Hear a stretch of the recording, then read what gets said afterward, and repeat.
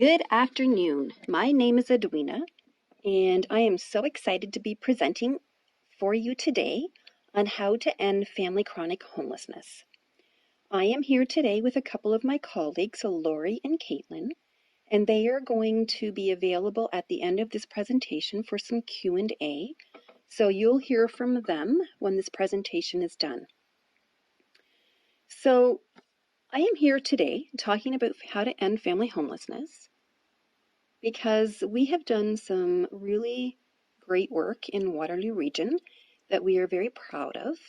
We've got a couple of reports that are online, and we have been getting lots of requests from other communities across Ontario and Canada who are really interested to know what we've done and where we are today. So we do not have any chronic homeless families in our region right now, and our numbers of homeless families are very low, and I attribute that to a lot of the learnings and successes we've had in the last 7 or 8 years, which I'm hoping to walk through with you today. So the goals and objectives of today's presentation is for you to understand a little bit about who we are, to talk about the current state of family homelessness in Waterloo Region, to share our model, our process, and some key learnings that we've had. I am highlighting for you 2 documents that are available online. These documents, the first one is Ending Family Homelessness in Waterloo Region, published in 2014. The other is the Family Shelter Diversion pilot that happened in our community from 2013 to 2015. These 2 links will bring you to the full reports if you are interested in hearing more about the historical details and some of the work that happened. I will not be going into those details. I will be focusing on what our process is today. And before I go any further, I do want to put a recognition out there for Org Code Consulting, who have been instrumental in the development of our Housing First programming. So a little bit about who we are.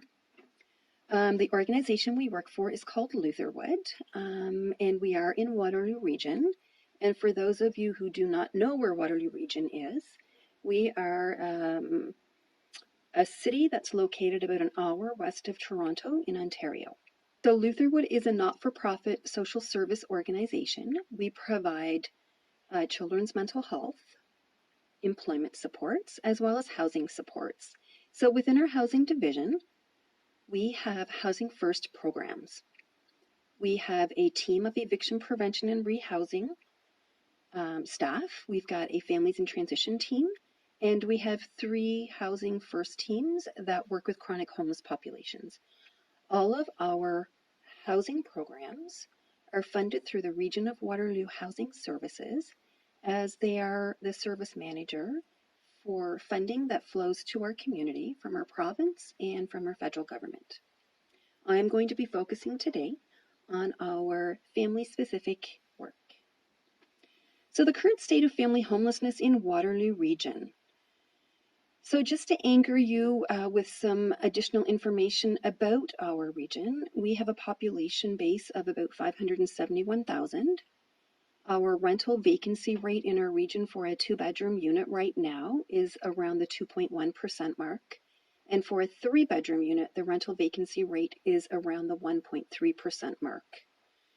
Our average market rent amounts in our region right now for family units, so for a base family unit of a 2-bedroom, we are looking at around $1,600 or more per month. So as you can see, our vacancy rates are low, our rental rates are high. But despite these barriers, we have been doing some really great work with reducing the number of homeless families and eliminating chronic homeless families in our region over the last few years. So as of October the 15th, we had 5 homeless families in our emergency shelter system.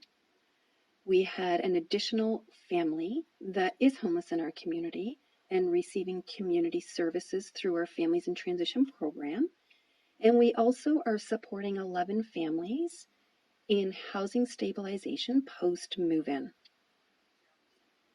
So we have no chronic homeless families, and our number of families who are homeless in our homeless service of care are extremely low.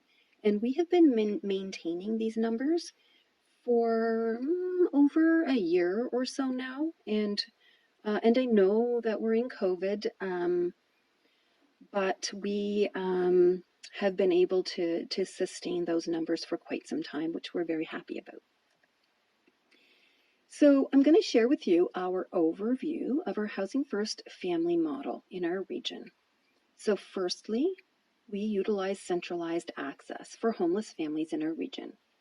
We utilize eviction prevention as a first intervention. We do shelter diversion if prevention efforts fail. We provide referral to shelter from our service if shelter diversion efforts fail. We create housing plans for all families that are homeless, and we also offer rapid rehousing services. So I'm going to run through each of these services in detail so you understand exactly how we operationalize this in our region. So firstly, centralized access to services and shelter. So our community does engage in progressive engagement. So what that means is when a family is experiencing housing crisis and they call for service, they call through our Lutherwood housing services line, and their call is going to be triaged to the right service that's going to fit their need. So if, for example, a family has received a first notice for eviction and there is time to save the tenancy, this family is going to get some less intensive prevention support. It's going to be a lighter touch where they can access resources to resolve their tenancy that's at risk. If a family calls and they indicate that they are 7 days or less away from becoming homeless, that family is going to be referred into a more intensive support service where we can help resolve and hopefully avoid homelessness. And if we can't avoid homelessness, then we're going to try and resolve their homelessness. Any calls that happen after hours, they do go directly to our shelter service. And within the next business day, someone from our Families in Transition team will go out and visit the family and try and resolve their homelessness quickly. And all of our housing services at Lutherwood with families, all of our work, less intensive, more intensive, shelter referrals are always a last resort, not a first. So moving on to our eviction prevention strategies. So this would be considered an upstream intervention for families through the progressive engagement lens. So again, we're trying to find families earlier on when they first get their first eviction notices so we can go in and mediate and solve the tenancy if needed.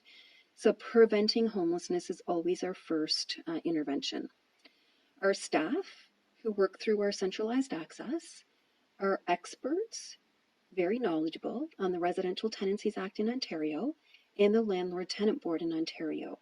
So they understand the process of eviction prevention. So that enables us to utilize spending through rent fund and flexible spending to save tenancies in a timely fashion. It also allows us to understand when it's important for us to stop advocating to save a tenancy that can't be saved, and when to start searching for new housing to prevent an experience of homelessness. We are always trying to prevent homelessness. And if that means rehousing a family who's been evicted, then we would prefer to do that rather than refer to shelter. So all of our efforts would be to prevent the eviction or prevent the experience of homelessness. So if a family does need to be referred to shelter, if eviction prevention efforts fail, then they would always be referred to our most intensive team, which is our Families in Transition team, if they're not already connected. Our Families in Transition team are experts on shelter diversion. They understand shelter diversion strategies. They understand that when families become homeless and they end up in our homeless serving system of care, emergency shelters, Families experience trauma from being homeless. There's a lot of data and research that indicates that families don't do well when they're homeless. It's not rocket science. So the more we can divert families away from our emergency shelter system, the less trauma and less negative experience they're going to have as a result of being homeless. If we can divert a family to another safe option, that is always the preferred method in her region. If you're wanting to get a better understanding of what shelter diversion is, I have added a link here to a diversion report that was published in our region, which does provide an overview of emergency shelter diversion as a practice within the local context of Waterloo Region. I would recommend that you do your research, that you understand, and you teach families we work with, the rest of the sector, other sectors, community members, partners, the importance of being able to divert families away from the experience of homelessness and the experience of an emergency shelter, and to really move our communities away from seeing shelter as a destination for families who live in poverty. Once they understand and you can teach, they can start working with you to make sure that families, only the families who have no other safe option, get access to our homeless emergency shelters. Through our shelter diversion strategies, we can use some flexible spending. We are very lucky to have some flexible spending available to do things like food vouchers if they're staying at Aunt Betty's house, or something like transportation funds so they can, come from the next town over during their housing search, or something like that. The other important piece for shelter diversion is to make sure that you take away any incentives that may exist in your community for families to want to go to shelter. For example, we can offer support services for families who are diverted to safe places in community to do rapid rehousing supports without the family needing to go to shelter to get those supports.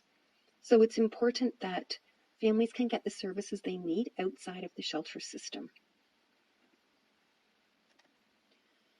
So if a shelter referral does have to be made, if there is no safe option for a family and all eviction prevention efforts have been exhausted, the family has come through centralized access, shelter diversion efforts have been exhausted, it's important at that stage that our service helps the family to create a housing plan before they even get referred to shelter. Families need to understand that going into shelter is actually going into a rehousing program. Our shelters are rehousing programs. We tell families that at the beginning before they even enter our shelters. And data and research tells us that if a family goes into a shelter program with a housing plan that's been developed and they have a strategy for getting out of shelter, that they feel more optimistic about going to shelter. They know what's expected.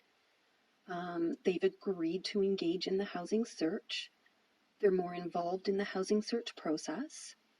And we also make sure they understand the housing availability in our community that they're going to have access to through our emergency shelter programs. So we have in Waterloo Region ensured that our shelter system is not a gateway into rent geared to income housing. Not unlike other communities across Ontario or Canada, our community does not have enough vacancies in rent geared to income housing to support the number of families who are calling for emergency shelter. When families come into emergency shelter, traditionally in our region, and they've waited for rent geared to income offers, it takes many, many months and sometimes years for them to get into rent geared to income housing. Our system, our homeless system, does not have capacity to serve families who need poverty reduction. What our system can do is serve families to resolve their homelessness. Housing plans are important to be done prior to intake to shelter. Our housing plans are documented and they are shared with the family and with the shelters. We do put the housing plan in HIFIS, which is our shared database across our region. The plans are transparent. The plan for coming out of shelter always only involves the search for market rent housing, not RGI. Doing a housing search while in our shelter program is not optional. Shelter is a gateway back into housing, not a destination. And failure to engage in a housing search or a housing plan, either on your own with our light touch or directly with us with some intensive supports, can lead to a shelter discharge. We are pretty serious about for families to understand that coming into shelter means leaving shelter and going back into housing, and that has to happen sooner rather than later. So if a family is not engaging in a housing search and they haven't secured housing and they're not moving forward with their housing plan, after 14 days, they can be issued a shelter discharge letter. Our experience in doing that is that it really reinforces that our shelter is a gateway back into housing. Our shelter is not a destination. Housing search is required. And once a family receives that letter, they understand that we are serious. It usually triggers an engagement in a housing plan, or the family comes up with another option outside of our shelter system where they resolve their homeless situation without our supports, which is, again, not necessarily a bad thing. So rapid rehousing. What I want you to understand about rapid rehousing in Waterloo Region is that it is rapid. We provide immediate intensive housing intervention for families that come into shelter. We need to ensure that all shelter stays are brief and short. We have flexible spending that we can put towards keeping the amount of time in shelter less time in shelter. We do use the SPDAT tool, the Service Prioritization Decision Assistance tool. We've been trained with org code through org code to utilize this tool in our community. And this informs the supports that we offer families after they're housed and the case management plan for that family to prevent further experience of homelessness. So all families that come into our service and into our homeless system, whether they're diverted to community or in our emergency shelter beds, are eligible for rapid rehousing services. And we do engage in assertive engagement strategies. So moving into assertive engagement strategies. In case you're wondering what they are, really our assertive engagement strategies are really anchored in the knowledge and belief and understanding that by the time a family becomes homeless and enters our homeless system, they are immobilized by their homelessness. They have no options left of their own to resolve their homelessness. They're now in our homeless system of care. So what we teach families is that our shelters are rehousing programs, so they're in the right place. We then partner with families. We provide an immediate high level of intensity for this family to resolve their homelessness. We do that through guiding the path to permanent housing. We are the housing experts. We know how to find housing. We know how to get people into housing. We do this by scheduling apartment viewings with the family or for the family. We attend all viewings with families as much as possible. We complete and submit applications. We're there as advocates. We make sure all of the applications have all of the necessary attachments. We follow up with landlords. We can do credit checks. We have flexible spending like deposits with applications. And again, if families are not engaged in our process, this very thorough process of assertive engagement, we can provide an end of stay letter to hopefully help the family along to either resolve their own homelessness or to engage in our service. So some key learnings from Waterloo Region. It was important for us to separate coordinated access from the shelter program. As we all are aware, shelters are busy places. There's a high level of crisis. There's a lot of emotional support related to trauma happening within our emergency shelters. When we take centralized access out of the shelter and we give it to a team that can really become the experts on eviction prevention and diversion, our rates for eviction prevention and shelter diversion are much higher because we have people who specialize in just that. Again, we've learned that families, we have to ensure that families are not coming into our shelter to get into rent gear to income housing. We had to disincentivize a housing search in Waterloo Region that has really had some big success.